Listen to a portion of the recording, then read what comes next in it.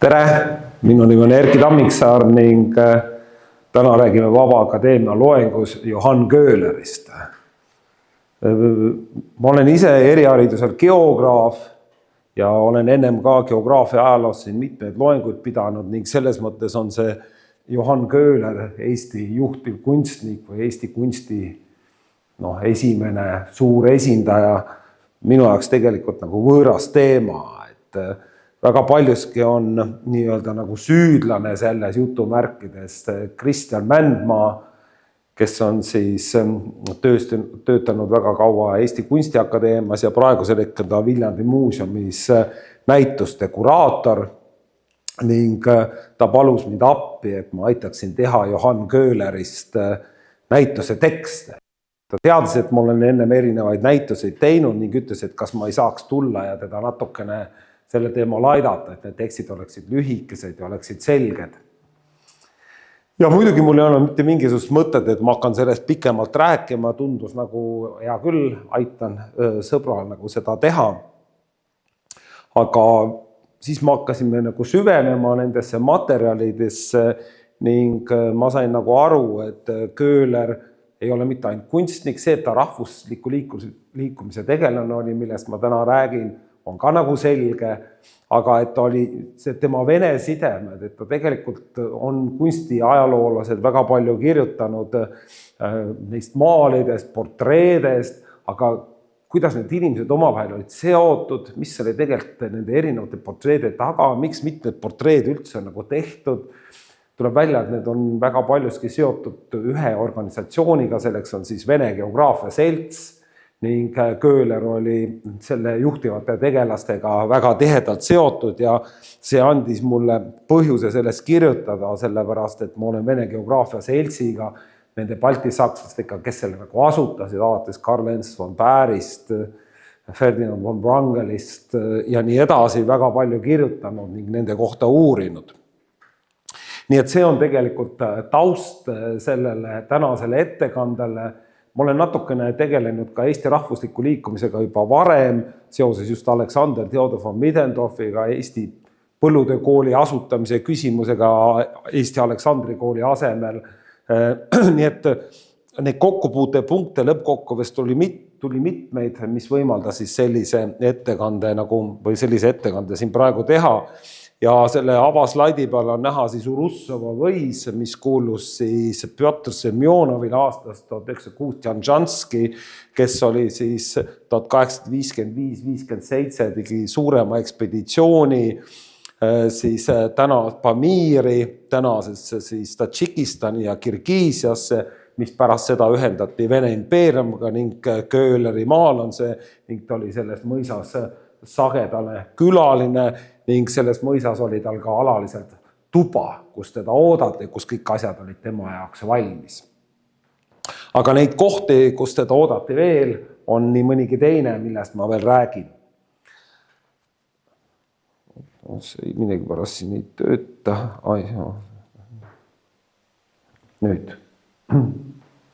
Nüüd vast töötab. Nii, natukene ka nendest allikatest, mis tegelikult on Köhleri kohta olemas ning kõige parem ja viimane, mis on ilmunud, on siis Mai Levinilt on mahukas ülevaade Johann Köhlerist kui kunstnikust. Mis puudutab tema elulugu, siis väga paljuski on kasutatud 1882 ja just eriti 1886. aastal ilmunud Vene ajaloo ajakirjas Russkaja Starinaas ilmunud ülevaadet siis Köhleri eluloost, mida siin võib nagu lugeda, et oleks nagu autobiograafia. Aga tegelikult see autobiograafia ei ole, sellepärast, et kui me vaatame, et 1886. aastal kirjutas siis Köhler noorlätlasele Kristjanis Valdemarsile, kellest meil tuleb veel juttu, siis 1886 nii. Paari päevast ilmus Russkaja Starinaas minu 1882. aastal ilmunud biograafia, mis koostati minu mitte kokku kuuluvate jutustuste põhjal. Sel moel ilmus nüüd siis ka minu mälestuste juunis kirjutatud lõpuosa. Kujutage ette minu üllatus, kui sain paari päeva eest ajakirja ja leidsin, et kogu tekst ilmus autobiograafiana. Ilma, et ma oleks seda üldse lugeda saanud, veel vähem selle ilmumiseks oma allkirja andnud. Hulk vigu tekstis oleks andestatav, kui biograafia ilmunuks kolmanda isiku, mitte minu nime all. Nii et kui palju seal tegelikult siis nagu tõtt on, kui palju seda üldse saaks nagu kasutada, on täiesti mingi teine teema. 2000. aastate siis lõpupoole Ljubov Kiseljova töötas Peterburis Vene Teaduste Akadeemia Puškini majas ning avastas seal kogemata Köhleri autobiograafia siis originaalstenogrammi.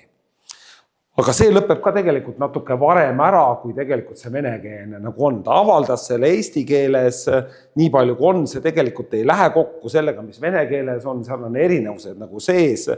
Ja ma veel leidsin siis nüüd arhiivist veel lisateate, et see lõpp oli siis stenografeerimata, kus siis Köhleri osalus on 0 ja ta ütleb, et ta ei saa seda üldse nagu enda omaks nagu tunnistada. Nii et selle juba Köhleri biograafiaga on tegelikult väga palju probleeme ja küsitavusi, et millele siis tegelikult võiks või saaks tema eluloos tegelikult toetuda.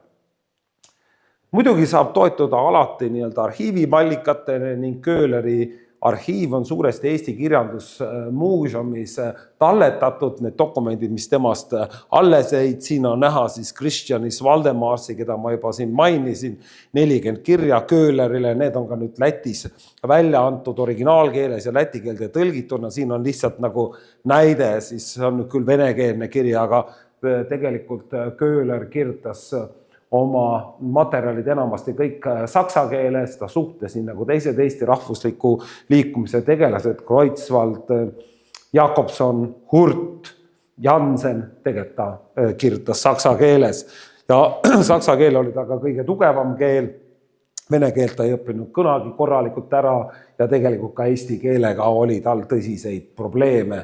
Nii et saksa keeles on siis Eesti rahvuslased kirjutanud ning ka siis Köhler. Ja väga paljuski ma toetun siis nendele arhiivimaterjalidele, mis siis kirjandusmuuseumis on olemas ning neid on natuke raske, ütleme siuke dateerida või kronoloogiasse panna, sest tal ei ole neid nagu väga, või need on ka halvasti korrastatud, need materjalid ja ei ole näha, mis aastatel midagi nagu kirjutatud on. Ja teine asi, mis Köhlerile on nagu väga iseloomulik, ta Kreutzwald rääkis temast, et on sulelaisk. Ta ei viitsinud kirjutada. Ta ei kirjutanud, ta ei vastanud ei oma vene sõprade kirjadel, ta ei vastanud oma Eesti kolleegide ja sõprade kirjadele ja selle tõttu on ka väga raske tema vaadet üle otsustada, millal midagi nagu tegi, sest ta lihtsalt ei vastanud kirjadele. Nii et sellised probleemid on siis Köhleriga olemas, aga ütleme mingil moel vaadates tema elu ja neid probleeme, mis talle tekivad, on võimalik ikkagi mõningaid ka segamini olevad arhiivimaterjalid kuidagi moodi nii-öelda siis süstematiseerida. Ma ei räägi Köhleri varasemast elust palju, see, kui ta veel elas Liivimaal, see on siis sünnib ju Viljandi lähedal, siis ta töötab Võnnus natukene aega ja alates 1840. teises poolest elab ta siis Peterburis ning tema soov on õppida siis Peterburi kunstide akadeemias. Ta tegelikult on andekas, see on ka võimaldab tal tegelikult kunstiõpingutega edasi minna. Kõige raskem osa, seal on kokku 4 klassi, kõige raskem oli tal siis kipspea joonistamine või kipspea tegemine, et kuidas seda anatoomilist nagu kätte saada, see võttis kõige rohkem tal tegelikult aega. Ja ta on väga töökas, väga järjekindel, siin on näha ka siis Kunstide Akadeemia hoone ise ja 1855. aastal saab ta siis väikese kuldmedali, seal anti kogu aeg medaleid, innustada nagu õpilasi tööd tegema ja tal on võimalik ka siis kandideerida suurele kuldmedalile, mis tähendab seda, et sa tegelikult saad siis kuni 6 aastaks välismaa stipendiumi ja iselik Peterburi Kunstide Akadeemia allus õhukonna ministeeriumile, see tähendab otse keisrile ja keisrid ja Kunstide Akadeemia presidendiks oli alati mõni keiserliku perekonna liige, nii nagu ütleme Köhleri ajal oli siis selleks Aleksander II õde, kes seda siis juhtis. Aga Köhler, ta jääb sellest suurest kuldmedalist ilma, otsustab ikkagi, tal on tellimus, ta saab nii-öelda minna siis Euroopasse, ta saab ka tellimuse oma kodumaalt, et teha Võnnusse altarimaal õigeusu kirikusse ning või Luteri kirikusse ning siis ta otsustab, et ta läheb selle raha eest ikkagi välismaale. Ta läheb Prantsusmaale, ta on Saksamaal, ta on Šveitsis ja elab Itaalias kokku aastatel 1857 kuni 62. See on täiesti erakordne nii-öelda nagu ühe eestlase jaoks, mitte üks eestlane polnud selleks ajaks nii kaua välismaal elanud, saanud sellist kogemust olla ka veel kusjuures iseseisev selles mõttes, et see on midagi erilist nagu selles mõttes. Ja aastatel 1859 kuni 62 elab ta Roomas, need on mul enda tehtud pildid ja ta ise ütleb ka, et ta jääks nagu meelsasti tegelikult Rooma elama ja tunneb ennast seal hästi, et seal on palju kunsti, kui sa tahad, saad linnast välja minna, saad sa hästi maalida, nii et väga head võimalused tal tegelikult seal on ja see seltskond sobib talle ka hästi, on kirjutatud, et ta oli rohkem haritud saksa seltskonnas, et vene seltskonnas ta ei olnud nii hea olla, sest see ei olnud nii hästi haritud, tegelikult oli ikkagi probleem keeles. Ta lihtsalt vene keelt ei vallanud, muidugi sa oled rohkem seal keskkonnas, mis keelt sa nagu valdad. Aga Köhlerile tuleb ka nii-öelda nagu äratamise tund ning selle äratamise taga on August von Petzoldi, kelle maaled oli, akvarelled oli imetlenud juba nooruses Võnnus, tema poeg Leopold von Petzold, kes siin on ka sellel slaidil ilusasti näha ning Leopold von Petzold tuleb 1860. aasta septembris kuni siis detsembri lõpuni elab ta Roomas ja tal on nii-öelda päevikut on pidanud, seal Köhlerist ei ole küll mainitud, aga seal on juttu nagu diskussioonid Saksamaa ühinemise üle, Garibaldist, sest sealt parasti toimub itaallaste vabadusvõitlus, Rooma on teatavasti ju kirikuriigi keskus, ilmalik ja vaimline võim kuulub ju kõik nii-öelda paavstile ja Leopold von Petzold liberaalina on väga selle vastu. Ning seal toimub siis ka tõsine vaidlus nii-öelda Köhleri ja Petzoldi vahel ning see näeb siis üks aspekt, mida siis tegelikult Petzold seal nagu oma mälestustes mainib, on see, et Köhler oli võõrsil elades peaaegu unustanud oma emakeele. Ta oli saksastunud. Ta oligi tegelikult sakslane. Ning Köhler ei vaidlustanud seda, et ta on oma keele ära unustanud. Ning aastal 1890 kirjutab ta siis niimoodi ühes tekstis. Lugeja ei leia siit tekstist mitte ilus kõlksava sõnu, vaid mehe töö, kes oma lapsepõlve keelt teiste rahvade keskel elades ära unetanud. 30 aasta eest Rooma linnas sain mina Balti-Saksa härra von Petzoldi suust kuulda, mis asjaga tema minule kui eestlast rõõmustada arvas, et Balti-Saksad olla kindlalt nõu võtnud eestlasi kui lätlasi saksastada. See on hetk, kus kohas Köhler saab aru, et niimoodi ta enam edasi ei saa minna. Balti-sakslane äratab teda Roomas ja ütleb, et me saksastame teid ja et mis siin enam teha. Ja Köhler, kes leiab, et võib-olla ta võiks Roomas elada, saab aru, et ta tegelikult seal ei ole. Ta mitmetes tekstides, ka venekeelsetes, mis ta hiljem valitsusele esitab, seda hetke meenutab. See oli tema jaoks tõeline äratus, see oli tema jaoks kell või nagu praegu räägitakse äratuskellast väga sageli. Ja siin ühes teises kohas kirjutab nii, mis mind tegi eestlaseks Rooma linnas Petzold. Nii et üheselt on üks liberaalne balti-sakslane teda äratanud ning Köhleril hakkab kujunema saksavastane maailmavaade.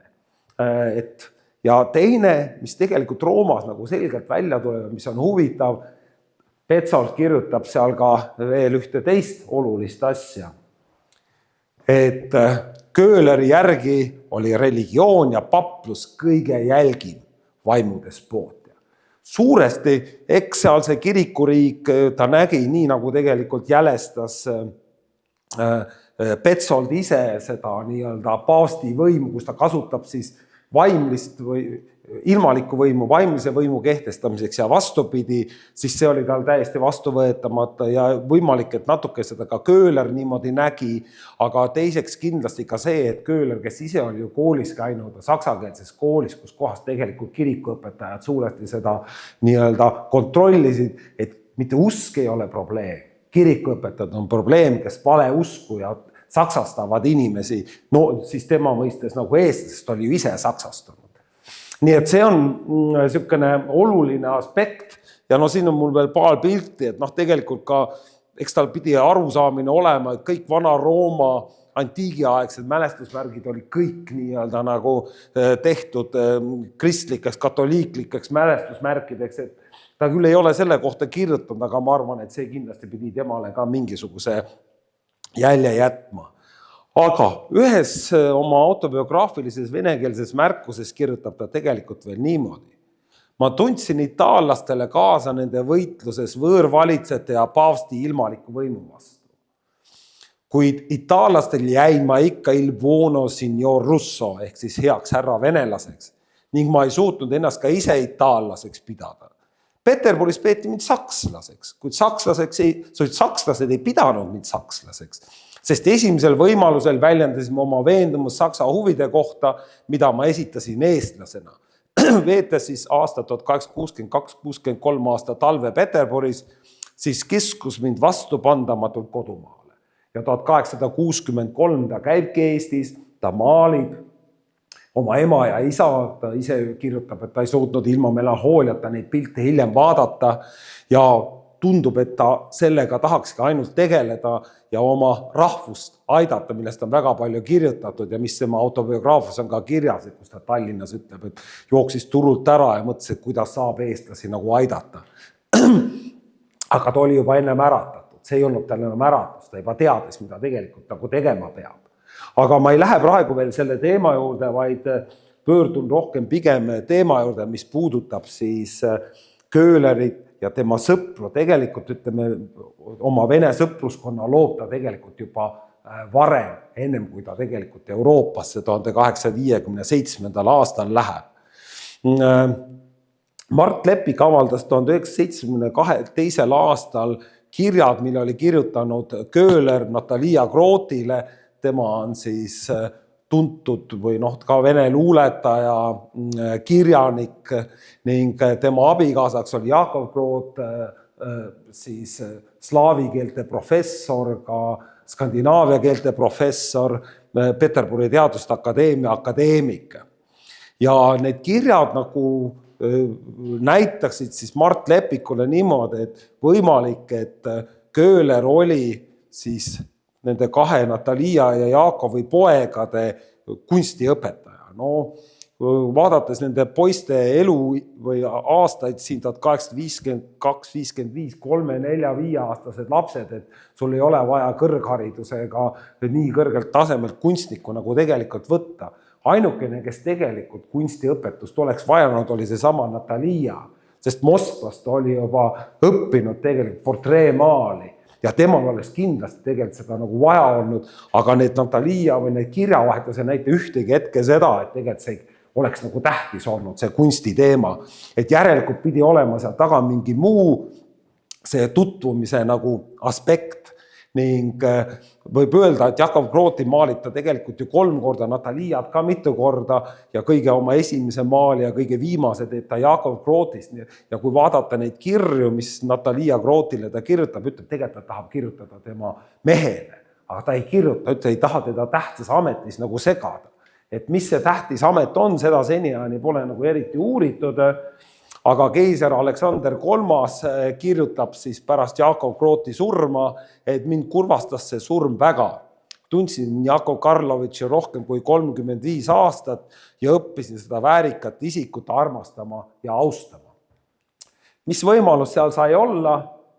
ainuke võimalus on see, et tegelikult Jakov Groth oli kõikide Aleksander teise laste või poegade koduõpetaja ja juhtis siis seda kasvatajana 1853–59 ning ta oli siis tulevase keisri Aleksander III ja siis tegelikult õige troonipära, kes 1865 sureb, on siis tema õpetaja. Ja Köhler on neid kõiki ka tegelikult nagu maalinud. Ja ta pidaski tegelikult siis eelkõige silmas siis Jakov Grothi nii-öelda tööd siis suurvürstide õpetajana. Aga see näitab tegelikult seda, et see tutvumise alus võis ja pidi olema midagi tegelikult teistsugust ja ma püüangi siin siis nagu näidata, et kes võis selle taga olla ning ma väidan, et suure tõenäosusega selle taga oli hoopis siuke mees nagu Karl Franz Gabriel Hartmann, kellega Jakov Groth, kes töötas aastat 1840–1853, töötas Helsingis, tutvus juba 1840. aastal. Nad olid head sõbrad ning said väga hästi läbi. Ja kõige nii-öelda Jakov Grothi jaoks oli väga tähtis inimene Pjotr Pletnjov, kes siin kõrval on. Tema andis Vene mõjuka kirjandusajakirja välja, mis oli Savremennik. Ta tegi seda koos Puškiniga, ennem kui too nii-öelda duellil ära tapeti. Ning Pjotr Pletnjoviga pidas Jakov Groth oma eluaeg kirjavahetus ja hiljem tema poeg andis need kõik välja. Ja sealt on väga hästi tegelikult nagu näha see omavaheline side ja mis on veel oluline, Pjotr Pletnjov oli olnud Aleksander teise koduõpetaja. Ja tema tegelikult soovitas Jakov Grothi Aleksander teisele oma laste nii-öelda koduõpetajaks. Ja kui me vaatame, et suurvürstinna, see on siis Kunstide Akadeemia direktor Maria Nikolaevna oli Pjotr Pletnjovi isiklik sõber, käis temal kogu aeg külas ja ka vastupidi, siis ei ole midagi imestada, et Karl Gabriel Franz Hartmannis, kes oli ka Pletnjoviga sidemes, kes aitas tal Peterburis leida oma kohta, et ta sai selleks ihuarstiks just nii-öelda siis Pletnjovi kaudu. Et selles mõttes need on side on nagu tihe ja mis on oluline veel siin on see, et Maria Nikolaev 1855. aastal küsis Köhleri käest, et kas tema on Hartmanni protežeeritav. Ja see näitab, et Hartmann teda ennem nagu tegelikult tundis ja ka esimene Köhleri maal, mille ta teeb, see on Köhleri oma tehtud. Näitab mõnes mõttes nagu tänu selle eest, et ta on omal seotud ja Hartmann oli tegelikult suur kunstiarmastaja. Tema kogu on praegu Helsingis olemas ning see käsitleb eelkõige siis madalmaade kunsti, nii et ta on sellega nagu seotud ja kusjuures ta tegi ka Pletnjovi maali pärast tema surma 1867. aastal minu arvates ja ma leidsin ka Köhleri aadressraamatust tema abikaasa nii-öelda andmed, et ja tõenäoliselt nad käisid ka oma vahel läbi, nii et ütleme, sealt jookseb tegelikult see side ja see sõprus ja Hartmanniga hiljem oli Köhler ka veel seotud ja kusjuures Köhler soovitas, või Karl Robert Jakobson oli Hartmanni lastekoduõpetaja. Ja muud võimalust seal ei saa olla, kui see pidi tulema läbi Köhleri, kes oli siis nii-öelda Jakobson oli ju Köhleri õpilane Peterburist rahvusliku või tööalal, mida ta hiljem siis nagu näitab. Nii et need asjad on tegelikult väga tihedasti seal seotud. Ja mis on veel oluline, ma rääkisin siin geograafidest, siis tegelikult on meil ju niimoodi, et see Natalia Groth oli Nikolai Petrovitš Semjonovi ja Pjotr Petrovitš Semjonovi õde. Üks nende geograafide õde, siin on siis Pjotr Petrovitš Tjanšanski, kellest ma rääkisin, kelle mõisas siis veedab Köhler mitmeid suvesid ja siin on tema vend, senaator Nikolai Petrovitš, kes tegelikult, kellega vist või mitte vist, vaid kindlasti tuntus Köhler nagu varem noh, ütleme seal, sest et Pjotr Petrovitš oli küll Saksamaal ja oma nii-öelda ekspeditsioonil, aga Nikolai Petrovitšiga sai ta juba varem niimoodi tutvus, oli senaator, ta töötas ka talupoegade vabastamise komitees, tegelikult need kõik töötasid muidugi seal, aga tema oli nagu, ütleme siis nagu kroonik, ta pärast hiljem avaldas ka kõik need materjalid, mis puudutasid siis Vene nii-öelda talupoegade vabastamist päris orjusest, et ma ei lähe sellesse praegu rohkem sisse ja mis on veel oluline, et kõik on Vene Geograafia Seltsi liikmed, mida ma püüan nagu näidata, et mis on üks oluline teema, mille juurde ma tahan tulla ja mis mõjutab tegelikult ka Köhleri maailmavaadet.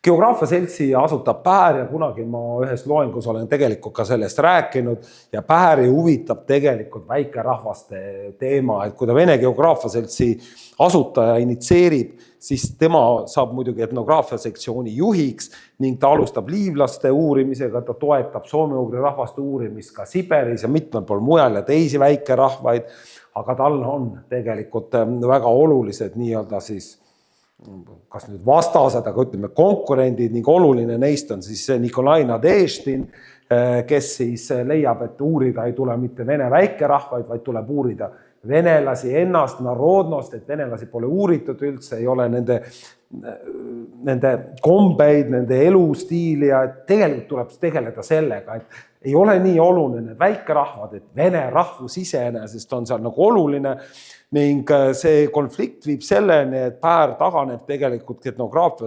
sektsiooni koha pealt ja selle koha võtab Nadeštin üle ning tegelikult saab tänu sellele saavad siis vene rahvuslased hakata tegelema siis vene rahvuse uurimiga, üldse kogu Vene Geograafia Selts juba 1850 läheb üle siis vene rahvuslaste nii-öelda kontrolli all. Mul on siin päris mitmed nimed, kes töötavad etnograafia sektsioonis, ja kõige olulisem neist on siis see praegu, või neid on mitu siin, aga Izmail Sresnevski, kes on siis Peterburi ülikooli slaavikeelte professor, slavofiilse suuna üks rajajaid, kes siis töötab seal. Tema õpilaseks oli siis Vladimir Lamanski, kes võttis siis pärast Sresnevskit selle koha üle, kes on panslavismi üks nii-öelda esindajad, samatmoodi siis Nikolai Strahhov ja Moskvas on siis kaks väga olulist meest, üks on Mihhail Katkov ja Konstantin Aksakov, aga Mihhail Katkovist räägime siin veel paaril nagu korral, et need on isikud, kes siis mõjutavad oluliselt siis vene rahvuslust ja vene rahvusluse uurimist. Ja Vladimir Lamanski vend on siis Jevgeni Lamanski, kellega Köhler oli sidemist 3 korda maalinud. Jevgeni Lamanskit, kes oli Vene Riigipanga esimene direktor ja kelle niimoodi ka Köhler meelitas siis Venemaa kaubalaevastiku edendamise seltsi liikmeks ja toetas või ütleme, et ta seda rahaliselt nagu toetaks, on siis merekoolide rajamist alama klassi nii-öelda esindajatele siis Vene impeeriumis.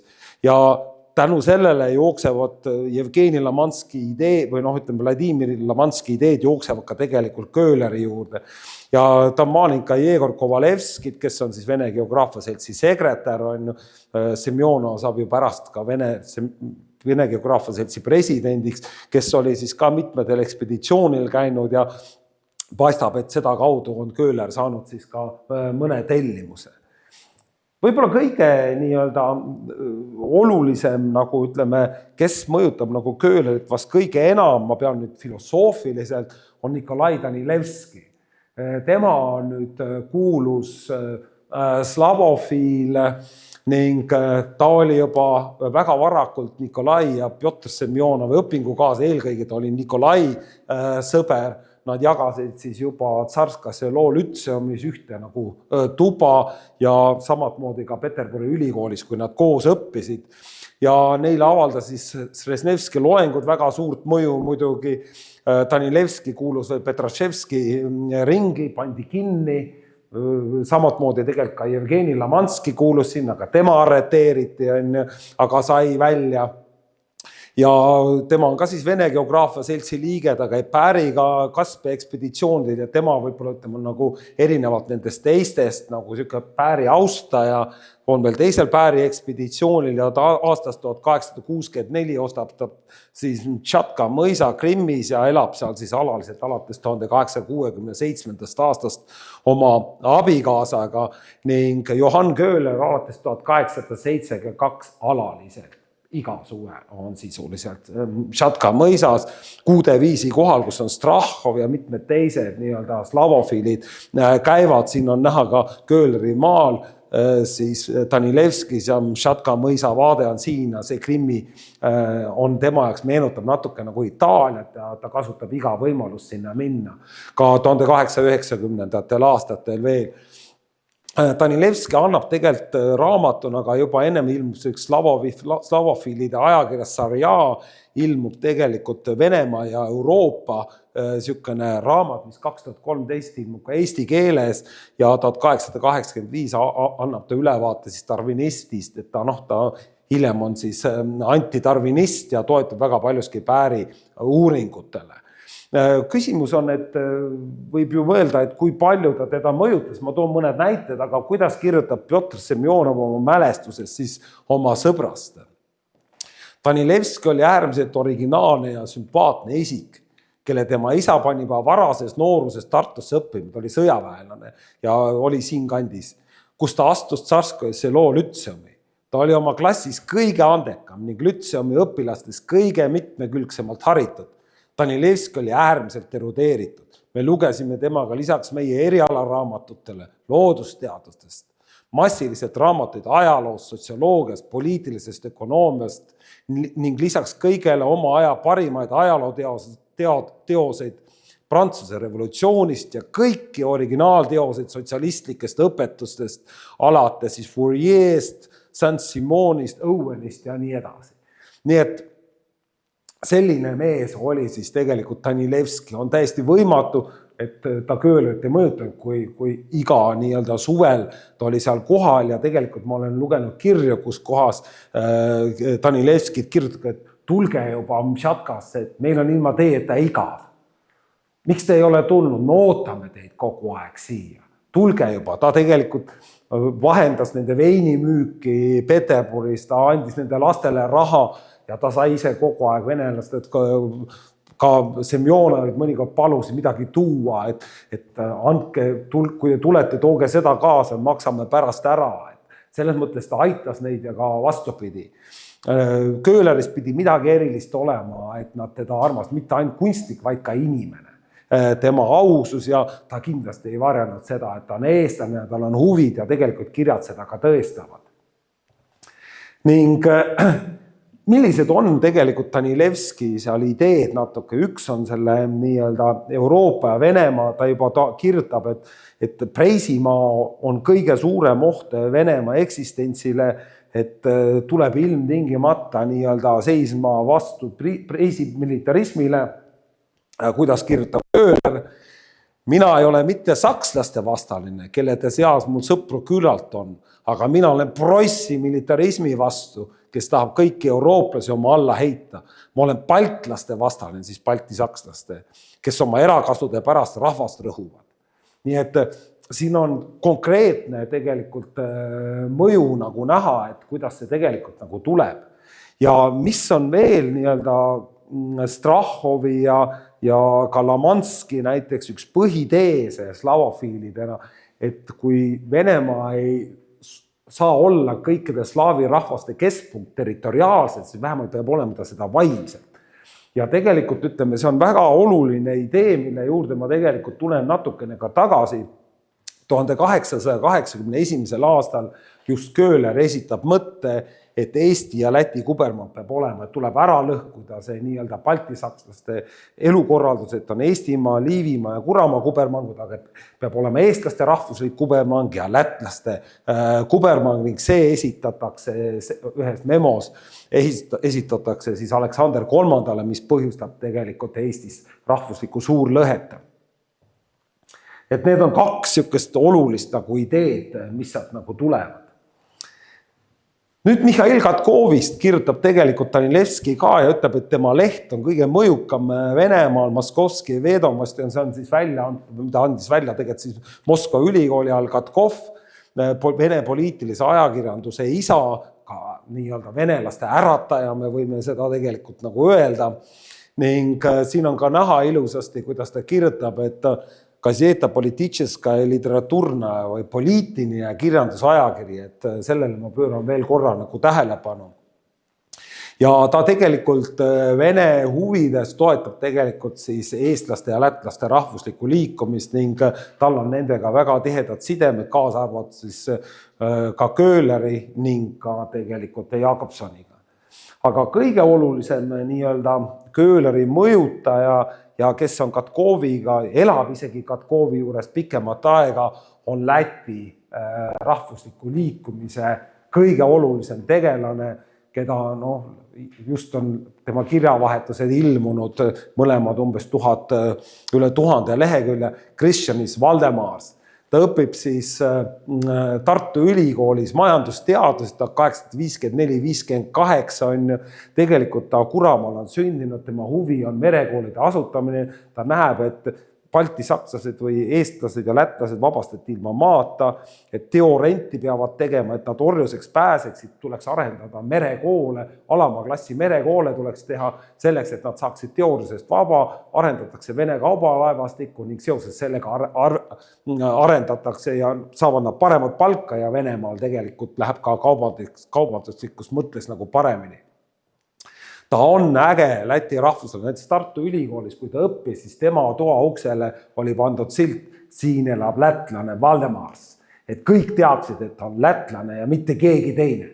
Et see oli üks tema nagu teese ja kuna ta õpib majandusteadust, siis tema jaoks on see rahvuslus nagu väga tähtis, aga veel tähtsam on tema jaoks tegelikult ka see majanduslik heaolu, et otsida neid võimalusi, kuidas eestlaste ja lätlaste läheks majanduslikult nagu paremale. Ja kui ta ülikooli ära lõpetab, siis ta läheb tööle rahandusministeeriumisse, aga ta komandeeritakse kiiresti mereministeeriumisse, siis suurvõs Konstantin Nikolajevitši käsutusse, kus ta siis inspekteerib Eesti ja Läti kalurikülasid. Ja miks see niimoodi on oluline? Nimelt Valdemars avaldas ta töötas Petersburgis ja Zeitungile ja avastas Moskvai Spornikus, mis on siis mereministeeriumi ajakiri, avaldas siis artikleid merekoolide rajamise vajalikkus ja neid Konstantin Nikolajevitš luges ja otsustas, et mis mees see selline on, et kes on, ta saatis oma nii-öelda siis kantsleri, kellest hiljem üks Kolovnin ja Aleksander, kellest sai rahvaharidusministeeriumi minister, saates siis selle Valdemarse, kes see selline on, et kas sellise vennaga saaks nagu koostööd teha. Ja muidugi ei varjanud Valdemars oma Läti päritolu, aga just selline mees Konstantin Nikolajevitšile sobis, sellepärast, et Vene mereväkke toimus sunniviisiline värbamine ja tegelikult see nagu väheks ta tahtis näha, kas on ka tegelikult potentsiaali vabatahtlikuks värbamiseks. Ja selle tõttu ta rahastas siis seda inspekteeris just sellepärast, et Valdemars vaatab, et merekoole asutada, aga tema vaatab, et järsku saaks vabatahtlikku värbamist teha. Ning 1861 tegelikult käis ka Valdemars Saksamaal, uuris sealseid merekoole ja alates 1862. aastast valmistas ta ette merekoolide seadust Konstantin Nikolajevitši ettevõtmisel ja 1867 saab see ka siis seaduseks ja hakatakse merekoole arendama. Ta siis töötab Vene kaubalaevastiku edendamise seltsi sekretärina, Moskvas rajatakse, ta kritiseerib juba 1862 siis talupoegade olukorda Liivimaal ning 1864 ostab ta siis Novgorodi Kubermangu mõisa, et aidata siis Läti talupoegadel teoorjusest vabaks saada ja see läheb tegelikult see ettevõtmine pankrotti. Ja see on põhjus, miks ta peab tegelikult või Peterburist nagu lahkub, aga Konstantin Nikolaevitš tegelikult teda aitab nagu sellest rahalisest olukorrast välja tulekul. Ja muideks on huvitav, et Konstantin Nikolajevitši tütre, ma ei saa nüüd öelda, mis ta, Olga Konstantinova oli tema nimi.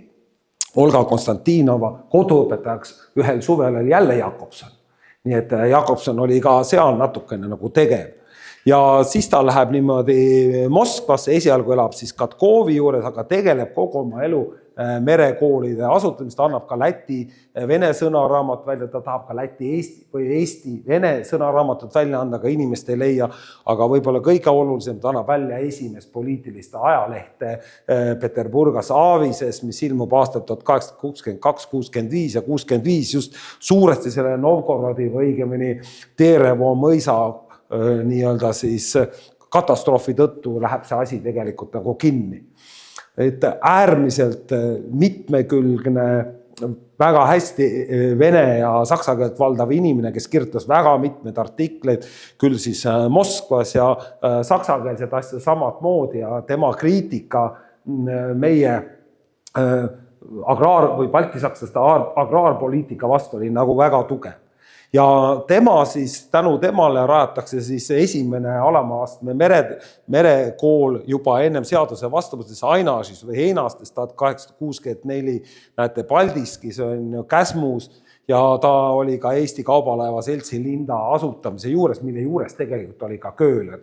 Ja Köhler aitas tal siis ja Jakobson tõlkis ära tema saksakeelsed tekstid, mis propageerisid merekoolide asutamist siis Eesti alal ja neid on siis 2 ja Köhler selle teise jaoks andis ka konkreetselt siis ise raha ja aitas siis, et Valdemar saaks nagu propageerida neid merekoole, ta tegi spetsiaalse ekspeditsiooni, siis käis nagu Eesti põhjarannikul ja läänerannikul, nii et 2 sükest ka Valdemarsi tööd, mis konkreetselt kaubalaevastikku puutuvad ja propageerivad merekoolide tegemist ja Köhler aitas seal kaasa ja mitte ainult Köhler, vaid Köhleri vahendusel aitasid kaasa sellele ka siis tsaari ihuarst Philipp Karel, kes oli samuti selle seltsi liige, andis raha ning Aleksander Jürjev, kelle kohta nüüd Tõnu Tanberg ja Agur Benno on kirjutanud nüüd artikli, kelle kohta tegelikult ei olnud täpselt teada, kes oli ka mereministeeriumi ametnik, kes siis aitas, kes ta nimetatakse nagu Peterburi patriootideks.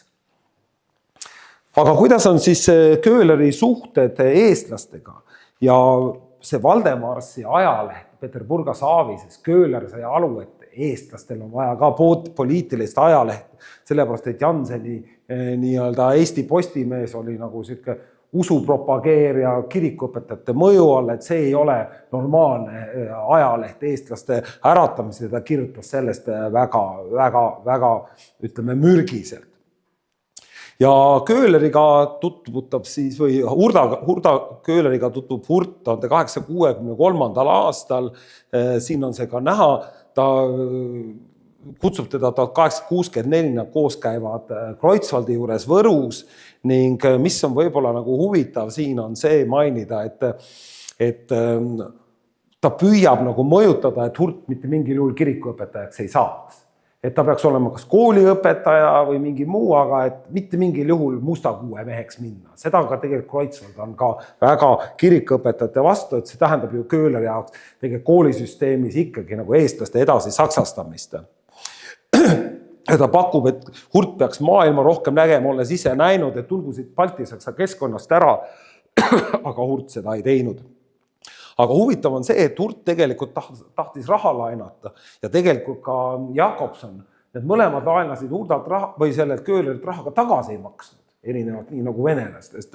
Ja see tegelikult nagu mõjutas ka ja kui Hurt tahtis suuremat rahasummat tegelikult, et oma üliõpilasvõlgadest lahti saada, siis Köhler talle seda ei andnud ja tegelikult polnud ka toona anda, aga ma arvan, see oli võib-olla viga, võib-olla Eesti rahvuslik liikumine hoopis teistmoodi, kui tegelikult see raha oleks leitud, see 400 rubla, mis vajalik oleks nagu olnud. Ja nad suhtlevad Eesti just Aleksandri kooli teemal väga palju, aga 1872 saab Hurdas, kellel rahad ja võlad olid üleval, oli ka pere loonud, tal ei olnud teist võimalust, kui ta läks nagu kirikuõpetajaks ja siis Köhler katkestab temaga tegelikult või kirjavahetus nagu katkeb. Köhleri jaoks on ta tegelikult juba natuke nagu, kas nüüd persona non grata, aga inimene, kes ei ole, ütleme enam nagu Eesti poolel, on tema sõnum. Aga Karl Robert Jakobsoniga tõenäoliselt tuttub ta 1865, see elab Peterburist, seal ta kohtub ka Valdemarsiga, ta näeb seda ajalehte ja kõike, mis ta välja annab ja sisuliselt Köhler koolitab temast ka siis sakslaste õgija välja või võime siis niimoodi öelda, nagu see toonane nagu mõte või oli. Ja tegelikult juba seal 1860 aastatel mitmeid katseid asutada siis erinevaid ajalehti, otsib kogu aeg Katkovilt sellele tegelikult nagu toetust, Katkov tegelikult seda ka lubab, samad moodi Valdemar Saita püüavad aidata, aga see õnnestub alles 1878 ja siis hakkab Viljandis välja tulema Sakala ja kuna tal ei lähe see ajalehe asutamine, siis ta hakkab rohkem põllumajandusega tegelema ja leiabki, et ta peab populariseerima põllumajandusi eestlaste hulgas. Tegelikult seda tegi ka Jansen, kes leidis, et mida rohkem ja mida paremini eestlastel majanduslikult läheb, seda paremini müüb oma lehte ja järelikult tal ka endal läheb paremini. Nii et täiesti loogilised sellised seisukohad olid.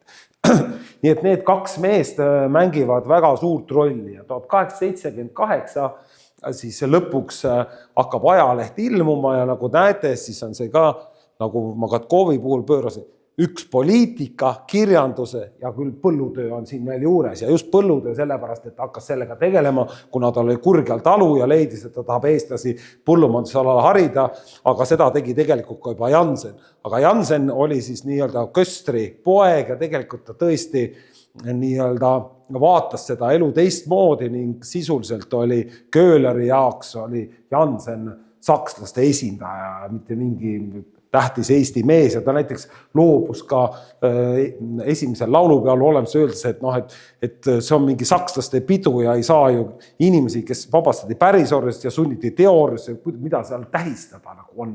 Et tegelikult see on vastupidi nagu väga halb, nagu juudad, ta nimetab neid juudateks. Et see ei ole nagu õige nagu sihukene asi, mida ta siis nii-öelda nagu arvab.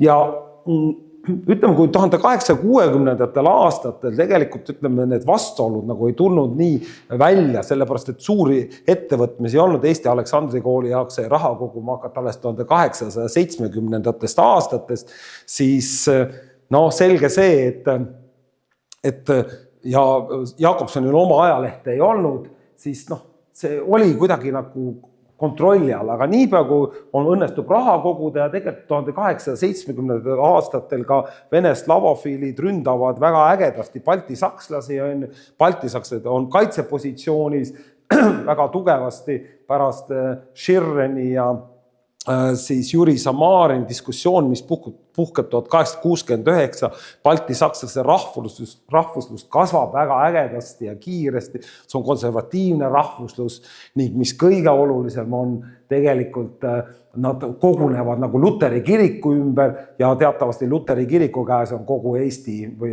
Läti koolide süsteem, mis tähendab siis nagu ka ütleme, saksastumise tugevnemist seal, sest et et leida toetust venevastaseks võitluseks oli vaja tegelikult siis eestlaste ja lätlaste tuge.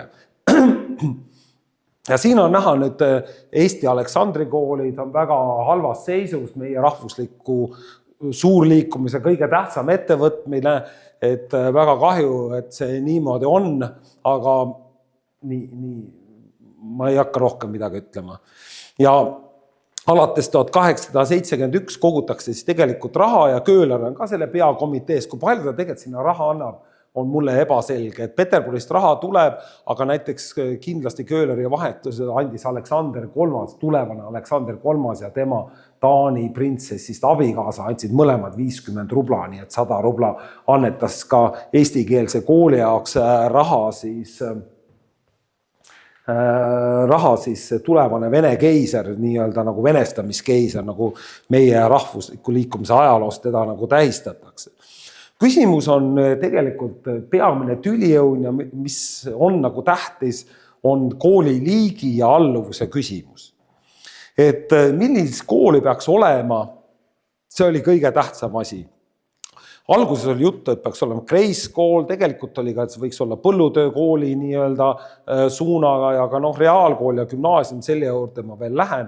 Aga mis on tähtis, kui vaadata nagu seadus, siis koolivalitsuse, mis baltisakslaste nagu allus, oli võimalik erakooli teha, aga selle kooli üle ja asutamise üle otsustas tegelikult lõppkokkuvõtte siis koolivalitsus, kes olid siis baltisaksa pastorid ja mõisnikud.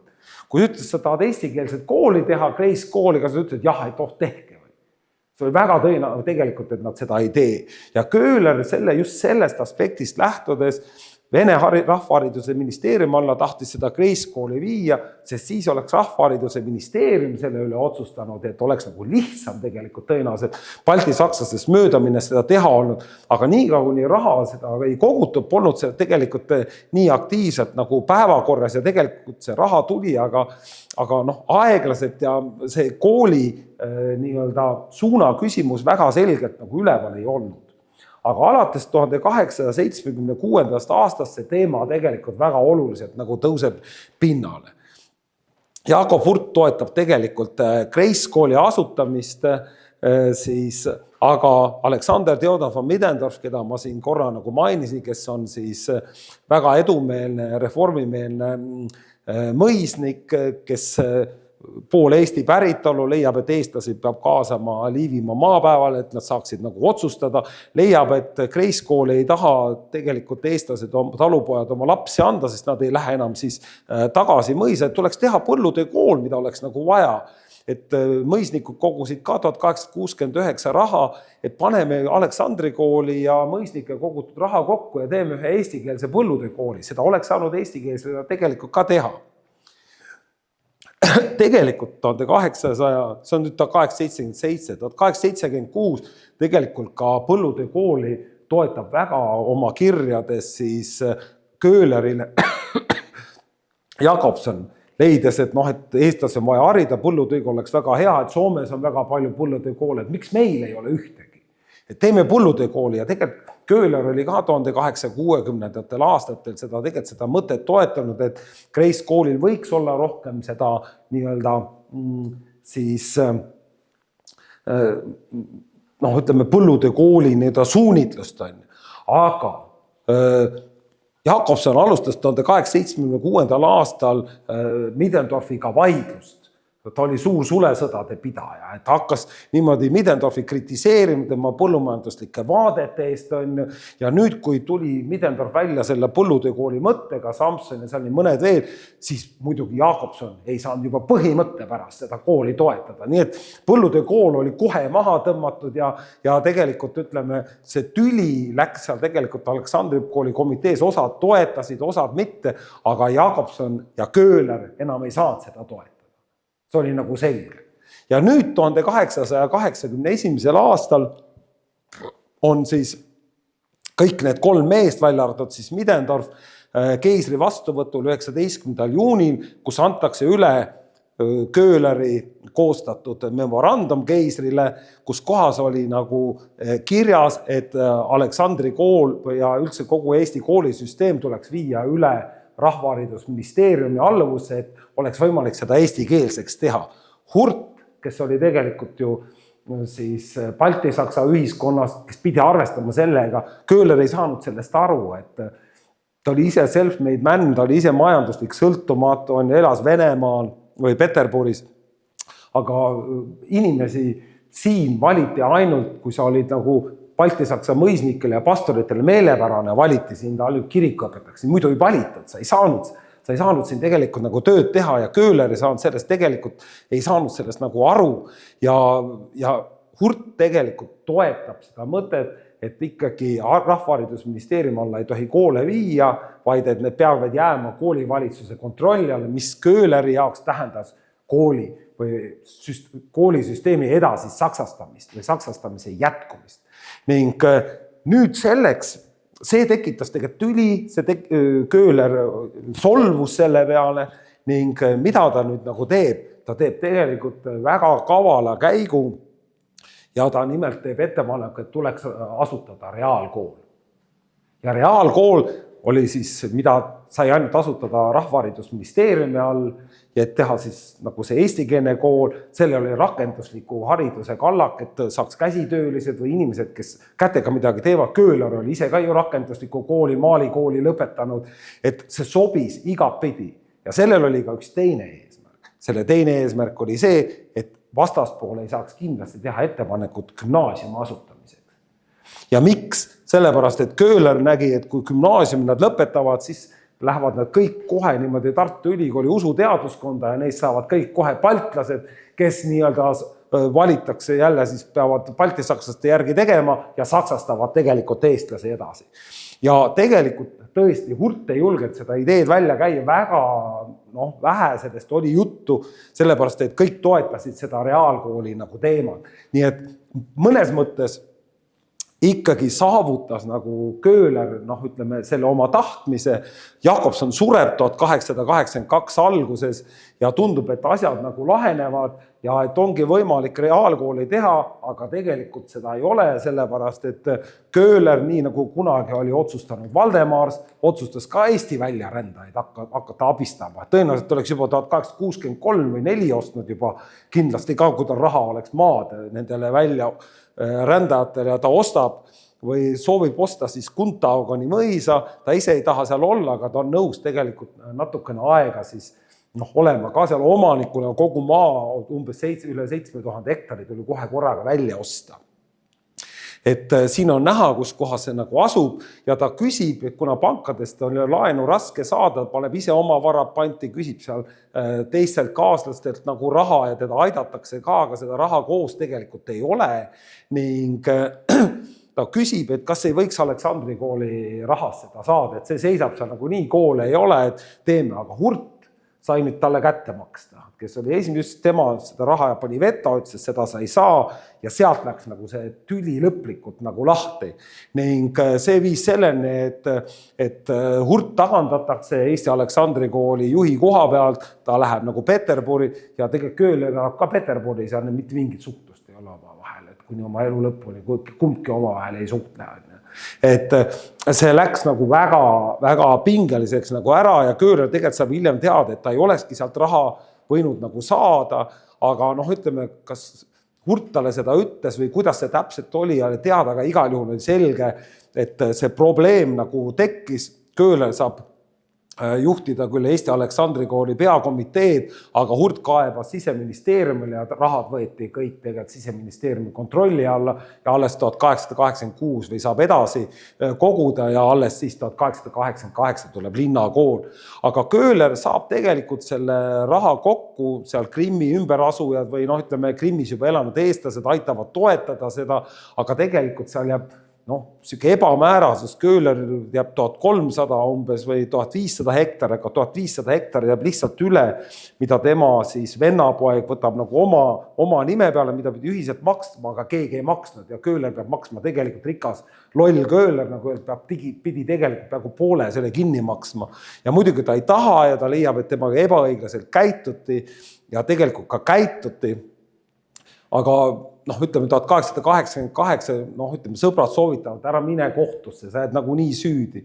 Et lõppkokkuvõttes läheb ikkagi niimoodi, et 1888 läheb see nagu müük ja ta saab tegelikult oma raha nagu selles mõttes tagasi, et väike kasumgi juba sissemaksed oli seal nagu tehtud. Nii et ta saab oma võlgades tegelikult nagu vabaks, aga ta kibestab.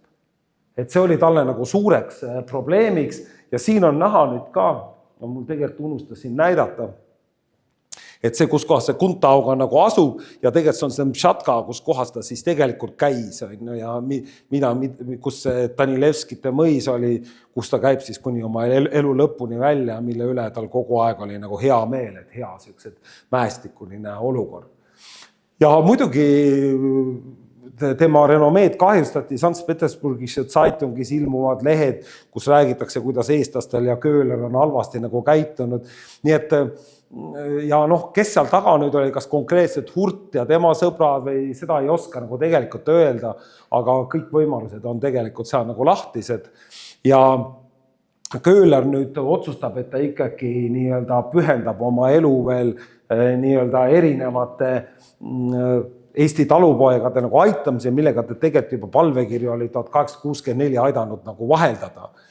Ja ma juba rääkisin siis, et nad käisid seal keisri vastuvõtul ja Hurt ei toetanud seda memorandumit, allkirja ei andnud, millest läks nagu tüli, aga sellel nii-öelda eestlaste poliitilisel või memorandumil oli nagu tähtsus, sellele järgnes siis nii-öelda Manasseini revisjon, kus siis nii-öelda hakati nagu Balti-Saksa ühiskonnakorda lõhkuma, toodi rohkem Vene seaduste alla see, mis andis tegelikult eestlastele võimaluse siis emantsipeerumist, ta tõi endaga kaasa ka rohkem küll vene keelt, on ju, siis saksa keele asemel, aga põhimõtteliselt nii-öelda see tasakaalustatus seal oli nagu olemas ja ütleme, seniajani peetakse tegelikult, ütleme, seda memorandumit eelkõige siis, et seda Eesti ja Läti kubermangu, mida siis nii-öelda Köhler seal nagu esitas kõige olulisemaks poliitiliseks dokumendiks, mis enne Eesti iseseisvust on üldse nagu antud. Ja see oli tegelikult Köhleri initsiatiiv, tema oli seda tegi. Ja seal ta siis ka leiab, et see patronaaži õigus, et Balti-Saksa mõisnikud ja pastorid saavad määrata seda, et kes valitakse, kirikuõpetus kaotatakse ära, et eestlased saaksid ise ka selle üle otsustada, seda ei tehta.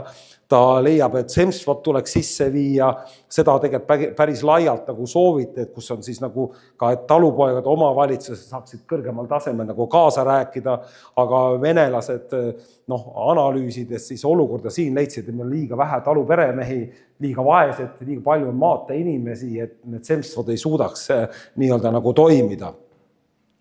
Ja üks asi, millel ta veel nii-öelda pöörab tähelepanu, et riik peaks kehtestama odavad hinnad, et mõisnikud peavad sunduslikult oma maa ära müüma siis, või ütleme, kui talupojad seda nagu tahavad.